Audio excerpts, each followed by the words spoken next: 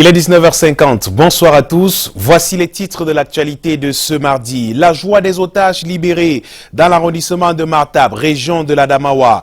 Ils étaient détenus depuis 3 jours par des ravisseurs qui réclamaient le versement du rançon de 3 millions de francs CFA par personne. Kidnappés au nombre de 4, seuls 3 auront eu la chance de recouvrer la liberté. Leur compagnon d'infortune a malheureusement perdu la vie lors de l'opération de libération conduite par le bataillon d'intervention rapide.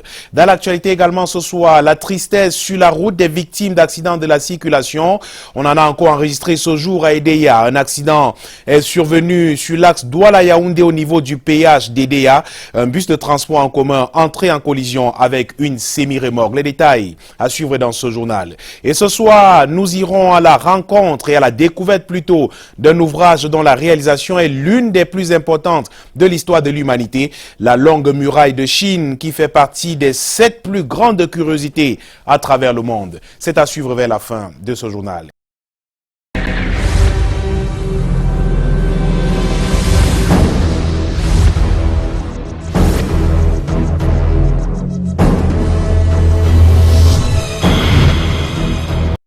Bienvenue au 19h50 dans l'Adamawa. Un otage tué, 4 autres blessés. Un militaire blessé légèrement. C'est le bilan d'un accrochage survenu le 29 juillet dernier dans l'arrondissement de Martab entre les éléments du 5e bataillon d'intervention rapide et des ravisseurs. Ces derniers demandaient 3 millions de francs CFA par personne en guise de rançon pour libérer des otages enlevés il y a 3 jours maintenant avant d'être démantelés par nos forces de défense et de sécurité. Eric Ngele nous en dit plus depuis Ngaoundéré.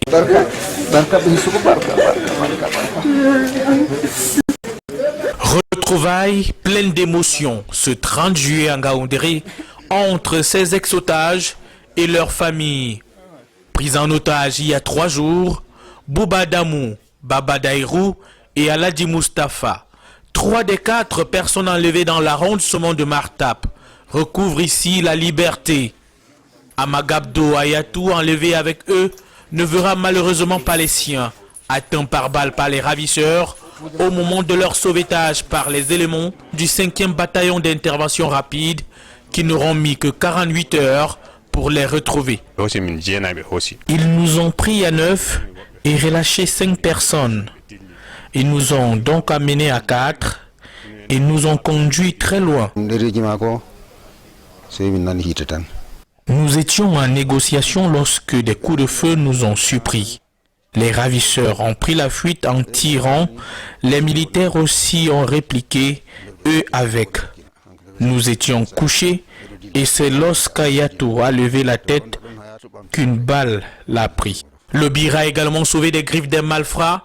Hassana, un jeune de 20 ans, détenu pendant 12 jours dans une brousse aux encablures de Tumburum.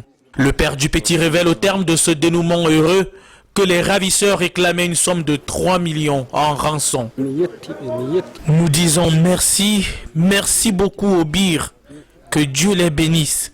Mis en déroute par le 5e Bir, les preneurs d'otages ont laissé derrière eux plusieurs effets importants de survie. Côté ami, l'on ne déplore qu'une blessure légère sur un militaire.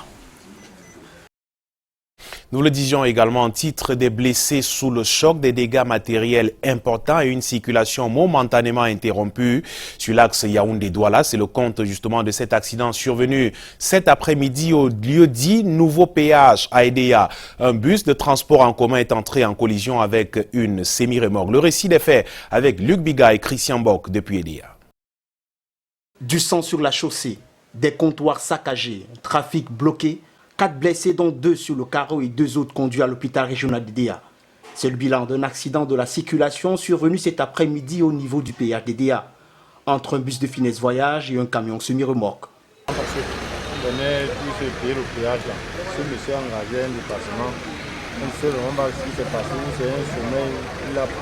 Passagers, riverains et commerçants sont sous le choc. Mais je sais que le chauffeur a fait un dépassement et subitement j'étais au milieu là. Je suis seulement un coup de choc. Toute la voiture était en l'air. La voiture était, je ne sais pas comment dire vraiment, là où je suis démoralisé. Sur les lieux, les éléments du peloton motorisé de la gendarmerie, le commandant de compagnie, tous conduits par le sous-préfet d'Edea 2, sont à pied d'œuvre pour rétablir la circulation sur cet axe névralgique de la nationale numéro 3. La première mesure, c'est celle-ci qui a consisté en faire dégager déjà la circulation sur la route nationale numéro 3 qui est restée interrompue durant 30 minutes.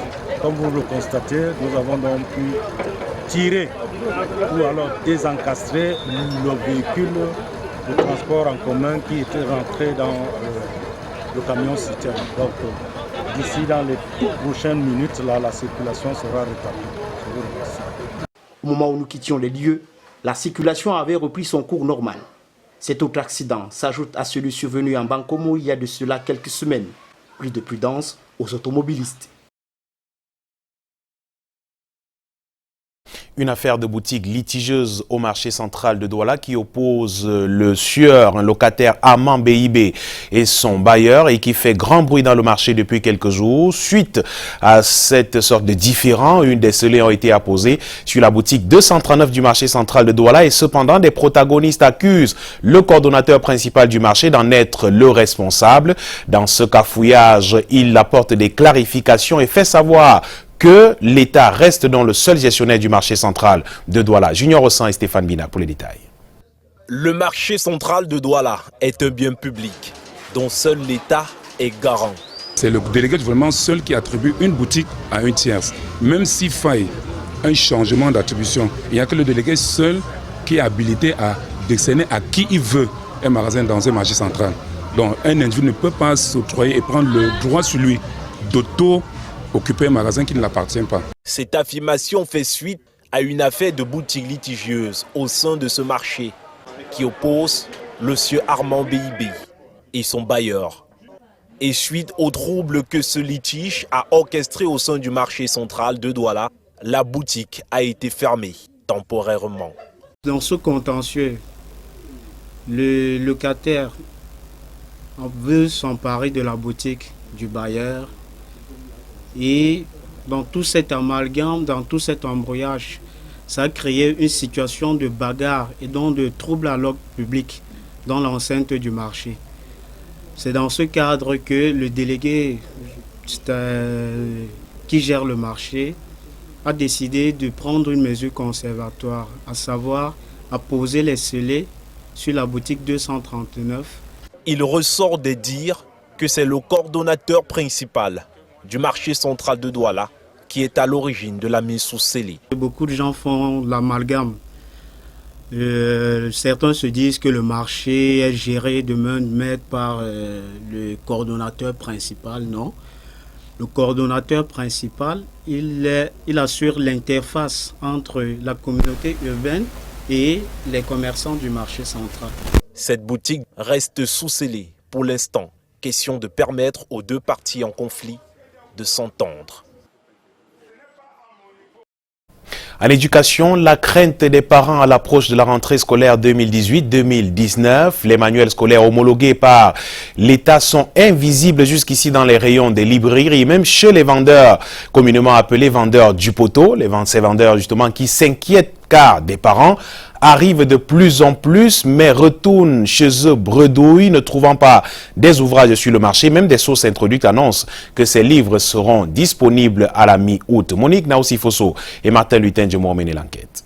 Dans cette librairie à Douala, les rayons réservés aux livres homologués pour la rentrée scolaire prochaine sont encore vides. Les nouveaux manuels scolaires sont introuvables. Et pour cette raison, le libraire s'abstient d'afficher la liste officielle. Nous avons vraiment, même nous ne pouvons pas les afficher parce qu'il n'y a pas les livres ne sont pas disponibles. Il y a la demande, mais la demande qu'on ne peut pas fournir, satisfaire la clientèle. C'est pourquoi nous ne les affichons pas encore. Si tu fournis l'effort et que l'éditeur ne te vend pas, qu'est-ce que tu fais? Tu ne veux qu'attendre. Chez les bouquinistes, appelés trivialement vendeurs de livres au poteau, l'attente est la même car la demande des parents se fait de plus en plus pressante. Sur le marché, jusqu'à maintenant, nous n'avons pas encore les livres à notre disposition. Il y a des éditeurs qui tardent encore à fournir les livres. On ne sait pas pourquoi ils ne veulent pas mettre les livres à notre disposition. Quand on se rend dans ces différents maisons d'édition, ils demandent toujours d'attendre. rendu à la délégation régionale de l'éducation de base et celle des enseignements secondaires pour le littoral, il est dit en off que les manuels scolaires pourraient être disponibles à partir de la moitié du mois d'août. Selon les libraires, l'État doit accentuer une vigilance accrue en direction des établissements scolaires relevant du privé, car les listes officielles y sont très souvent supplantées par des ouvrages d'autres éditeurs. La femme africaine se célèbre ce 31 juillet dans le monde entier, un événement qui remet sur la table le débat de l'émancipation de cette femme qui est assez controversée dans une ville comme Douala. Le reportage de Vanessa Melakamdem et Henri China. L'évolution de la femme africaine n'est pas vue d'un bon œil par certains Camerounais. La femme africaine aujourd'hui, par rapport à avant, c'est un peu beaucoup plus la débauche. Parce que quand on regarde nos femmes africaines avant, elles s'habillaient bien. Elles restaient à la maison, elles étaient beaucoup plus fidèles. Mais aujourd'hui, là, elles s'habillent mal d'abord. Elles sont de plus en plus mal élevées, de plus en plus mal éduquées. La jeune femme africaine aujourd'hui, elle est émancipée. Elle a perdu les valeurs du respect, de la courtoisie, de la patience. Beaucoup plus dans nos foyers aujourd'hui, si je peux prendre un exemple. Les femmes ne sont plus patientes, respectueuses. La majorité se disent que bon, si j'ai déjà un travail, si je gagne le même salaire que mon époux, je peux me mettre au même piédestal. Pourtant, il est clair que cette émancipation a impacté positivement sur la société africaine actuelle au regard du nombre croissant de femmes qui excellent aujourd'hui dans les domaines de la culture, la politique, l'économie ou encore les sciences. Je pense que la femme elle a beaucoup évolué, heureusement d'ailleurs. Parce que déjà sur le plan au niveau de la société, et puis elle est beaucoup plus émancipée. Et je pense que cet aspect-là, aujourd'hui d'ailleurs, si on observe, ne serait-ce que sur la route, comment elle marche, elle est dynamique, on voit qu'elle assume certaines positions au jour d'aujourd'hui, même dans le couple, dans la relation humaine. Les noms comme Myriam Makeba, Ellen Johnson Sirleaf ou encore Winnie Mandela appartiennent à des femmes qui ont marqué l'histoire de l'Afrique, une fierté pour leurs compères. La femme est émancipée de nos jours. La preuve, la femme s'est déjà sortie pour se débrouiller toute seule, parfois sans l'avis de son époux. Là, c'est pour éduquer l'éducation de ses enfants et pour le bien de toute la famille. La Journée internationale de la femme africaine, célébrée le 31 juillet de chaque année depuis plus de 50 ans, vise justement à faire connaître l'histoire du vieux continent et le rôle des femmes dans cette histoire. Et on reste avec les femmes pour parler d'une contribution de l'une d'entre elles pour l'amélioration du climat des affaires. C'est dans un ouvrage qui a donc été dédicacé à Yaoundé. On en parle avec vous. Alain Gislain Kanga, bonsoir. Bonsoir Michael et bonsoir à tous. Effectivement, accompagnement de la performance structurelle de l'économie nationale, le Cameroun a désormais son outil d'aide à la décision et une proposition d'action pour un climat d'affaires performant. L'ouvrage, commis par le professeur Justine Difo Tuenkam, a été dédicacé ce mardi à Yaoundé. Les détails avec Bran Kamga et André Marindia. L'amélioration du climat des affaires au Cameroun passe par la construction d'un référentiel propre au pays, d'actions stratégiques, les indicateurs de performance du doing business ne cadrant pas souvent avec les réalités du terrain. Notre environnement des affaires est effectivement sur une rampe de lancement, mériterait d'être mieux classé parce que si la performance dépendait seulement du classement, ma foi, le Cameroun n'existerait pas. Or, ce n'est pas ce que nous avons remarqué sur le terrain.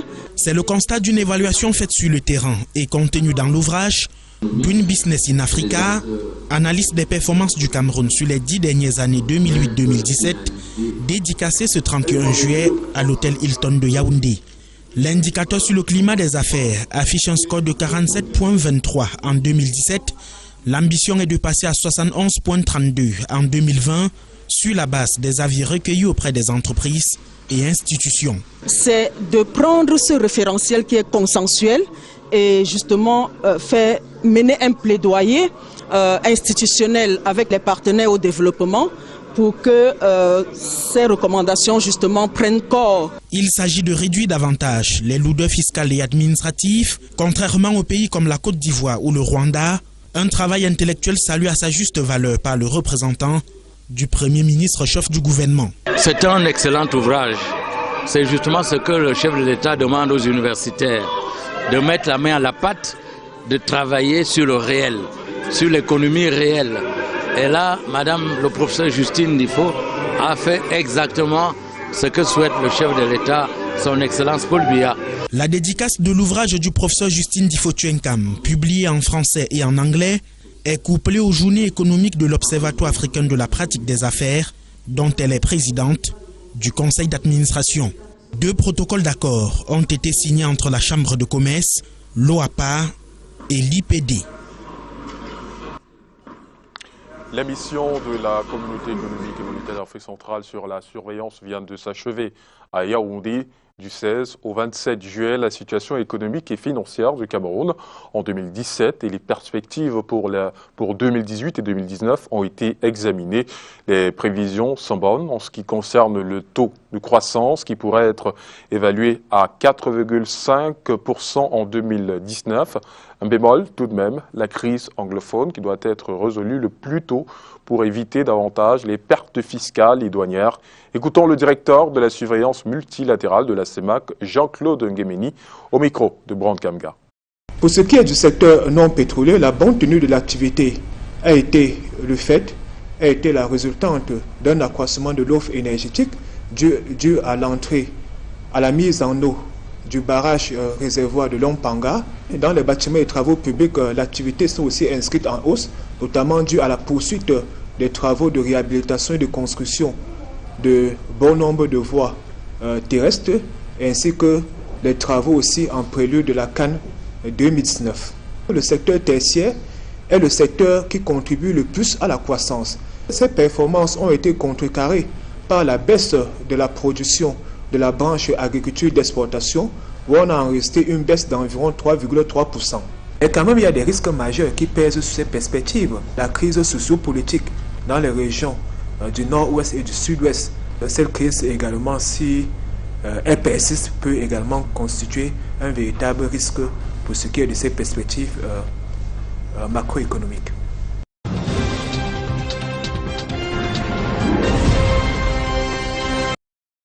Dans la page réservée à la présidentielle, intéressons-nous ce soir au président du parti Debout le Cameroun qui se moque du G20, qui a rallié récemment le parti au pouvoir, le RDPC. Roger Chantal-Tuleux déclare que l'élection présidentielle est à haut risque vu la situation qui prévaut dans les régions anglophones et dans le grand nord du Cameroun. Le reporter Delphine Foncoutene, Michel Foucault, le rencontré pour nous. Reportage. C'est le cas avec les 20 formations politiques. C'est donc Chantal Roger-Tuleux s'offusque contre les 20 partis politiques de l'opposition qui ont déclaré leur flamme au candidat du Rassemblement démocratique du peuple camerounais. Il reste l'explication et la leçon de l'histoire, parce qu'un peuple a une mémoire. Pourquoi êtes-vous allé avec M. Biya? Ce sera la question qu'on vous posera, puisqu'il y a 36 ans qu'il est là, et que le Cameroun qu'il a trouvé en 82 désormais est émietté, est désespéré et appauvri à l'extrême. Pourquoi avez-vous choisi d'aller vers M. Biya dans ces conditions? Le président du parti politique Debout le Cameroun se questionne sur l'intérêt du G20 à soutenir la candidature de Paul Biya. Aujourd'hui, chacun sait que M. Tabio Ono, pour qui j'ai quelques amitiés, que M. le Manidem sont des partis d'obédience socialiste, socialisant, et que le RDPC est un parti démocrate conservateur. Quelle idéologie ces partis partagent-ils pour qu'ils se mettent ensemble pour conquérir le pouvoir à travers M. Biya? Aucune, n'est-ce pas? Et dans ce cas, il s'agit simplement de la cour à la mangeoire. Il faudra que les uns et les autres se disent que ce peuple a de la mémoire et que rien ne se passera plus comme avant. Parmi les 20 candidats en liste pour la présidentielle du 7 octobre prochain, aucun, selon lui, n'est fondamentalement légal. Tous les candidats sont supposés avoir passé les 12 derniers mois de l'année 2017 au Cameroun. Chantal Roger-Tuleux était à Abidjan, M. Kamto était au Canada, M. Akere Mouna était aux États-Unis, M. Kabar Libi était aux États-Unis avec moi, il est reparti en France, ainsi de suite, ainsi de suite. Il n'y a personne de la liste des candidats qu'on peut dire populaire et crédible qui n'est pas sorti du Cameroun. On a interpellé le ministre Tirouma à cet effet pour lui dire que le président Biya lui était sorti. Elle a répondu, M. Tirouma, que si Paul Biya était sorti, chaque fois qu'il a signé un décret concernant le Cameroun, eh bien il est considéré comme étant au Cameroun parce qu'il engage la responsabilité du Cameroun.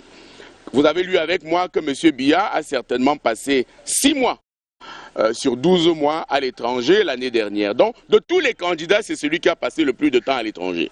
Passer cette illégalité, la présidentielle 2018 est un risque pour le Cameroun. Peut-on aller aux élections avec la guerre? Écoutez bien ce que je dis. La guerre qu'il y a au nord-ouest et au sud-ouest, la guerre qu'il y a à l'extrême nord, c'est une prétention antipatriotique. Et le président élu sera illégitime selon Roger Chantal Tulé. Eh bien, il y a aujourd'hui 28 candidats. Prenons l'hypothèse où tous passeront. Ces 28 candidats aux élections feront que celui qui gagnera, si par le système d'émiettement, M. Cabral Libi a 400 voix, M. Chantal Roger Tulé 900 voix, M. Paul Biya 600 voix, M. Kamto 300 voix, eh bien le président qui sera élu aura au plus 900 voix. C'est-à-dire même pas la population d'un petit quartier de Yaoundé. Ce sera donc un chef d'État légal, mais pas légitime. Au lendemain de son investiture, le futur président du Cameroun compte d'abord réconcilier ses populations. Qu'est-ce que mon parti prévoit? Il prévoit donc la tolérance. Elle est laquelle? Elle est celle que les gens qui se sont enrichis à l'extrême avec le régime Biya redescendent sur terre. J'ai en mémoire ce ministre ponteux du régime qui parle aux gens en disant « Benebeza ». C'est comme ça qu'il parle aux gens. Quand on l'interroge sur les ordinateurs qui ont été un grand flop au Cameroun, quand on l'interroge sur ce membre de la Cour constitutionnelle qui a signé une motion de soutien pour que le chef de l'État se représente, il vous répond « Benebeza ». En français facile, ça veut dire ce sont les qui. Le président de Debout le Cameroun prépare sa campagne tout en s'imaginant déjà dans le fauteuil présidentiel.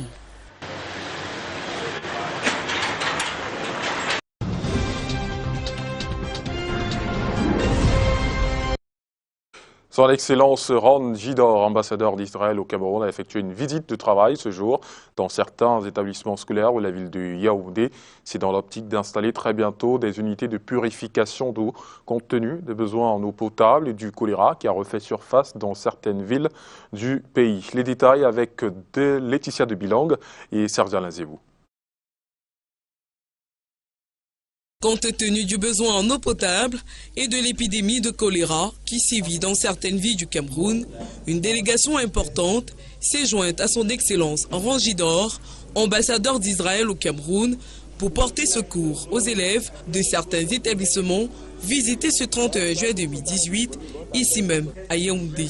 Cette démarche s'inscrit dans la volonté du gouvernement israélien d'offrir à ces établissements des unités de purification d'eau, des ordinateurs et équipements 3D. Un acte qui vise à renforcer la coopération israélo-camerounaise et la capacité de ces établissements en matière d'éducation et de santé. C'est une action qui n'est pas nouvelle pour l'ambassade d'Israël, qui a pour tradition de soutenir l'éducation au Cameroun. Récemment, au mois de mai 2018, l'ambassade d'Israël a sponsorisé l'organisation d'une compétition de mathématiques et la cérémonie de remise des prix aux élèves de l'arrondissement de Yaoundé 3 et de Yaoundé 4. Cette visite, qui a débuté ce jour, prendra fin le mercredi 1er août prochain. Le ministre de l'Enseignement supérieur, le professeur Jacques Famdongo, a remis ce jour les clés de l'université panafricaine implantée à Yaoundé. Je vous propose de suivre ce reportage de Rodrigue Tanguay et Samuel Bonis. Le commissaire de l'Union africaine reçoit ici les clés du rectorat de l'université panafricaine. Une réussite pour l'institution continentale qui peut désormais former sans complexe des cadres locaux sans les universités occidentales et sur financement propre des Africains. Une victoire diplomatique pour le Cameroun qui a remporté l'accord de siège face à la concurrence des autres États du continent. Et Yaoundé promet un bâtiment neuf très bientôt pour le campus définitif. Les études ont déjà été complétées, sont déjà réceptionnées. Les travaux de construction vont démarrer incessamment. Et le gouvernement prend toutes les dispositions nécessaires sur très haute instruction de M. le Président de la République, chef de l'État, mise en œuvre par M. le Premier ministre du gouvernement pour que ces constructions démarrent dans le plus bref délai et que l'université puisse se déplacer ici pour leur siège permanent. Voici la maquette de l'ouvrage qui remplacera le siège du rectorat, logé provisoirement au quartier Lonkak à Yaoundé, lequel est retrocédé à l'UEA ce jour. À terme, l'université panafricaine accueillera des étudiants post-licence sur bourse des États ou de l'Union africaine. C'est un centre d'excellence qui regroupe 5 pôles universitaires qui va former des jeunes dans tous les secteurs de la recherche et de la science. L'université panafricaine vient allonger la panoplie des institutions supranationales qu'abrite le Cameroun. Une campagne de dépistage gratuit des hépatites virales. L'opération a été menée ce jour à l'hôpital central de Yaoundé. Les populations sont venues nombreux profiter de cette opportunité initiée par le ministre de la Santé publique. Une opération qui s'inscrit dans le cadre du mois dédié à la lutte contre les hépatites virales au Cameroun. Karel Mezatachoya et Constant Kamga.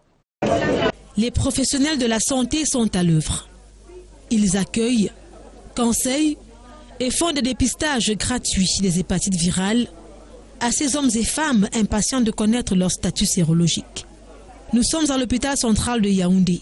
Le dépistage gratuit organisé ici ce 31 juillet 2018 s'inscrit dans le cadre du mois national de lutte contre les hépatites virales retenu par le patron de la santé publique. L'hôpital central, dans cette optique, a mis en œuvre, n'est-ce pas, ce dépistage pour faciliter, pour sensibiliser, pour amener les gens à comprendre effectivement que ce problème du virus hépatite B et le virus hépatite C, c'est véritablement un problème de santé publique. Les populations adhèrent massivement. Les résultats sont disponibles quelques minutes seulement après le prélèvement. Tout se déroule sans anicroche. Ici à l'hôpital central, on a un comité thérapeutique qui prend en charge les patients qui souffrent du virus hépatite C et du virus hépatite B. Ceux qui sont positifs et ceux qui sont négatifs, on les oriente à travers les conseils pour la suite de la prise en charge. Initiative appréciée à sa juste valeur par les patients et même le corps médical. Chacun devrait connaître son statut. Les hépatites sont des maladies très graves. Dépister gratuitement l'hépatite aux gens, c'est bien. Nous ne pouvons que remercier les gens à la base de cette initiative. Le docteur Choumi, le directeur de l'hôpital central, le ministre de la Santé. Thème retenu pour cette campagne nationale, dépister, traiter les hépatites. Mettez vos maillots de bain, je vous invite, si vous en avez convenance, à une partie de piscine. Le Mont Fébé de Yaoundé a accueilli avec succès parents et enfants dimanche dernier dans le cadre de l'acte 2 du Children's Sunday Brunch. Moment de détente mais aussi d'apprentissage à travers plusieurs ateliers de formation. L'essentiel de ce rendez-vous récréatif avec Brand Kamga et Samuel Bonis. Ils ont remis ça ce dimanche 29 juillet à l'hôtel Mont Fébé de Yaoundé. Parents et enfants venus de tous bords pour des moments indélébiles, le temps de l'acte 2 du Children's Sunday Brunch 2018. Je me sens très bien, je suis en joie, je suis heureux, on joue, on s'éclate. Il y a beaucoup d'activités, c'est formidable, on s'amuse bien, on mange, on nage, c'est trop chouette. Chouette comme à l'ouverture, mais plus encore. Les jeunes Miss sont dévoilées au grand jour, les nageurs aussi, parents avec. Dimanche passé, nous étions là et ce dimanche, vous voyez comment il y a tellement de gens, les enfants sont tellement contents d'y participer et par rapport aux activités, ils sont également contents. Contents de jouer mais aussi d'apprendre, joindre l'utile à l'agréable avec une série d'activités.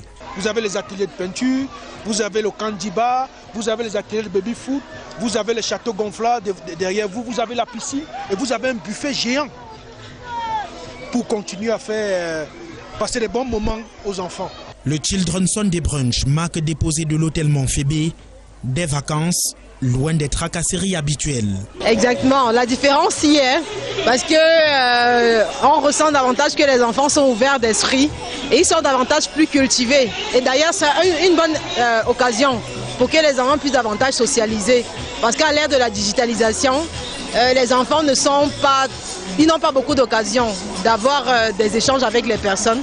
Mais un cadre pareil, c'est bon pour les enfants parce que ça les apprend à parler et puis à connaître d'autres personnes. Un cadeau 4 étoiles du Mont Fébé, dans un cadre idéal, tout ceci à vil prix. Le prix est tellement dérisoire que chaque enfant peut s'amuser. Aujourd'hui, à 9 500, l'enfant de moins de 12 ans a droit au buffet et aux différentes attractions.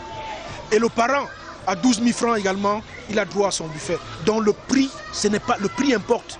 L'essentiel étant l'épanouissement de tous, ils en raffolent. Après manger, je pars encore à la piscine. Parce que quand je suis à la piscine, je me sens libre. Cool, c'était trop bien. Je me suis bien épanouie et je vais retourner nager. Je crois que la prochaine fois, je vais venir. C'est sûr, je vais revenir la prochaine fois. Vraiment, mon Fébé, continuez ainsi. Ça fait plaisir. Et à la prochaine édition. Ce sera le dimanche 5 août dès 12h pour l'acte 3 du Children's Sunday Brunch à l'hôtel Mont Fébé de Yaoundé pour des vacances en couleur. Je remercie beaucoup mes parents. Merci papa, merci maman. Je vous aime. Bisous. Allons à présent à la découverte d'un ouvrage dont la réalisation est l'une des plus importantes de l'histoire de l'humanité. La longue muraille de Chine, construite il y a sur 22 000 kilomètres, pour lutter contre les ennemis, est aujourd'hui la plus grande attraction touristique de Beijing. Il a fallu 2 millénaires pour achever sa réalisation. Ardong Fak, notre envoyé spécial, nous présente la 7e plus grande curiosité du monde. Reportage. De loin, c'est une montagne colonisée par un mu-serpent. Petite partie visible d'un ouvrage bâti sur près de 22 000 km au nord de la Chine. Les Chinois l'appellent Shangsheng, traduction littérale de longue muraille. Juste des briques de terre, du béton et du fer mêlé pour la parfaite solidité de ce qui, à l'époque, portait l'argument défensif d'un peuple contre ses ennemis. Pour en arriver là, il a fallu apprendre en 2 millénaires pleins, partis de 300 ans avant Jésus-Christ. De l'audace, c'en est une pour la Chine ancienne et actuelle. La Grande Muraille de Beijing, un site mythique inscrit au patrimoine mondial de l'UNESCO. Normal, les touristes, il y en a ici, comme du soleil en été. L'été battant sont pleins justement. Pas moins de 60 000 touristes chaque jour. À chacun son degré d'endurance. Parapluie armé contre la canicule. Estomac surtout bien chargé. La construction parcourt 15 provinces sur les 23 que compte l'Empire du Milieu. Pari stupide que d'espérer parcourir le mur dans sa totalité aujourd'hui. Même si pour Mao Tse-tung, être homme en Chine, c'est gravir les marches de la longue muraille.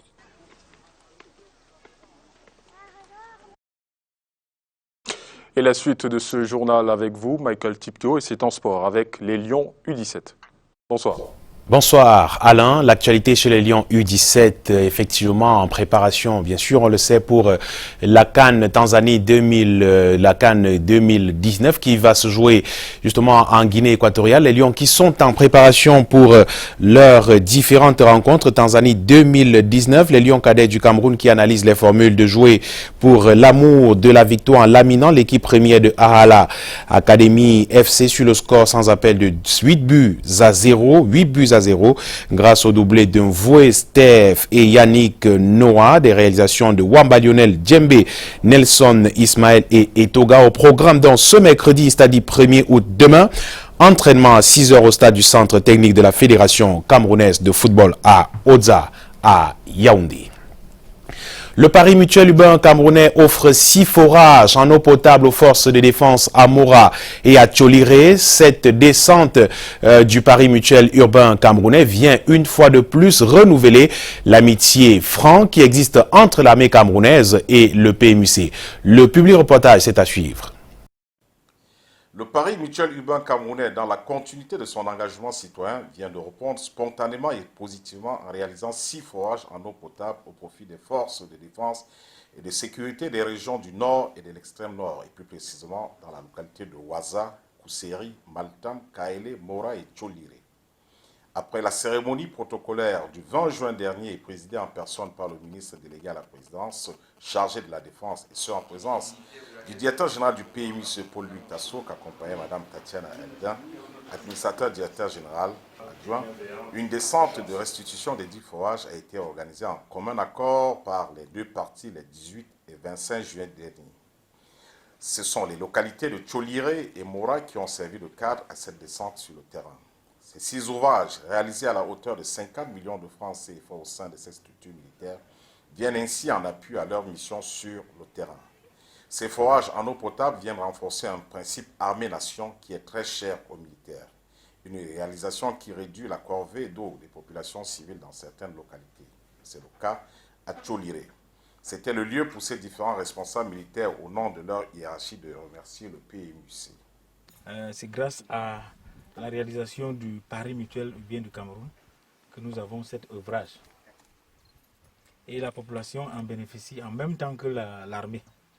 Donc ça a renforcé notre lien. Dans un contexte sécuritaire dominé par la lutte contre Boko Haram, cette réalisation du PMUC dans cette zone n'est plus à démontrer et vient à point nommer porter un soutien aux soldats. Vous savez que nous sommes en zone sahélienne et la denrée la plus rare mais la plus importante, c'est l'eau. Sur le terrain, il est très difficile de se déplacer avec sa gourde d'eau, avec ses bouteilles d'eau. Ça fait que la réalisation de cette infrastructure au sein du bataillon vient à point nommé. Cette matérialisation de restitution de ces 6 forages est la suite des actions menées par le PMUC à l'endroit des populations du Grand Nord et en particulier à l'endroit des militaires qui étaient dans le besoin. Le problème d'eau potable se pose avec acuité auprès des populations et auprès de nos soldats au front.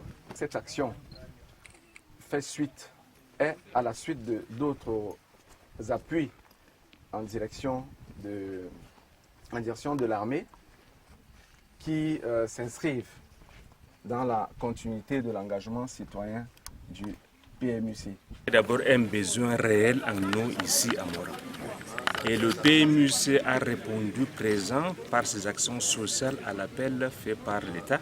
À la lecture de la satisfaction des uns et des autres, l'on est en droit de dire et de confirmer que l'eau est véritablement la vie. Voilà, à suivre sur ces antennes lorsqu'il sera 21h30, la grande interview avec Jean-Bruno Tagne qui reçoit aujourd'hui Viviane Ondoa-Biolé, maître de conférence à l'Université de Yaoundé 2 et directrice générale adjointe de l'ISMP. Il sera question dans l'émission de ce mardi de la gouvernance des entreprises publiques, de l'opération d'assainissement du fichier solde lancé par le ministère des Finances, de la crise dans les régions anglophones et puis de la présidentielle 2018. La grande interview, c'est à 21h30 avec Jean-Bruno Tagne. Voilà donc qui fait l'actualité ce soir. Il ne me reste plus qu'à vous souhaiter de passer une belle soirée sur Canal 2 International. À demain, 19h50. Bonsoir.